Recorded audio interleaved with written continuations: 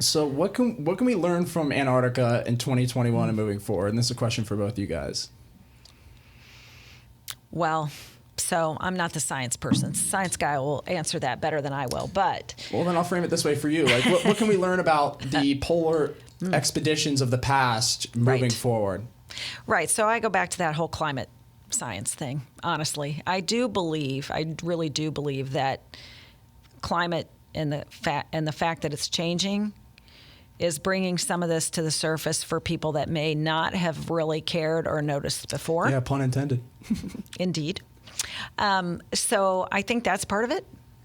I think that's a big part of it. Yeah. But again, I already spoke about this, but again, the families and the connections to family and history of family, I also think is a huge driver. So it just happens that family went to Antarctica. You know, it's still magical. Most of us are never going to get there. No. So it's still, even though it's easier to get there now, it's still a magical place for most of us that most of us are not going to be able to go. And you have to have a purpose and high-level vetting. And yeah, so I still think it's a place that seems mysterious a little bit, even though we know more, and still, again, magical. I'm still, I don't travel enough to where I'm jaded by it. So I still think it's a miracle to get up in Columbus and go to bed in Australia. Yeah. So, for most of us, that kind of travel feels very exotic. So I think that's partly why it remains to be one of the places that most of us are never going to get to see. But with climate change and melting, if you're not paying attention right now to what's going on and the effect that that melt will have on the rest of us, Yeah. I just think it's got far-reaching impacts. Yeah, I would agree with that. I would say that it has a lot to teach us about the past as we try to figure out what is the story of Earth's past. There's a lot of stuff that's preserved there that is still largely untapped, and some really creative ways we're accessing that and discovering not just about Antarctica, but the rest of the world from Antarctica. The second is, we think of ourselves living in Ohio. We're not even halfway to the North Pole.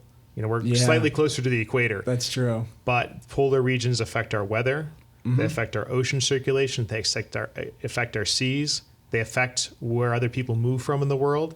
And so it's interesting to think of Ohio as a place that people kind of laugh when they think, you have a polar center there? I mean, we were glaciated 10,000 years ago, and we realized maybe more than any other time in our past, these remote regions that Ohio State does research, that research is more important to us than it's ever been because the changes happening there are having a direct effect on Ohio.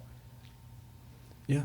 And you don't really think about it because they're so far away and nobody's been there. Well, people have been there, but not a lot of people have been there. So it's it gets shrouded in this mystery. And I think the mystery of it is what just drawing people to it the most, I think, in my opinion, is just and it definitely is what drew me into it, is this is just this massive mess on our planet. And literally, like you said, we know more about other planets and their climates and their surface than the biggest continent on our planet. One of the biggest. I don't know if it's the actual biggest, but is it? I don't know. It's the second smallest besides Australia. Oh, then I was wrong. Oh, yeah, because I'm thinking North and South America. Still a big expanse. Well, yeah, very big. Yes. And again, the fact that most of us are never going to see it in person. Right. So. Yeah, it leads to that mystery and wanting to explore more of it. But thank you guys so much for this time, honestly. And I know it's been busy, crazy time for all of us, but thank you for giving some time to talk about this with me and kind of, give me some more context onto, some of the myths and ideas that we see online. And maybe there's truth to it, maybe there's not. And that's kind of the conclusion everybody comes to when they talk about this is there just isn't enough out there to prove that there is, but that doesn't mean there isn't. And that's kind of where you're it's good that people question these kind of things, but at the same time, it's going to the source and trying to get as much of the information as you can to kind of form your own hypothesis, I think is important. And I guess that's kind of why I was here, because I had so many questions and I was like, hey, I live an hour and a half away. Why don't I just drive up and talk to him about it? And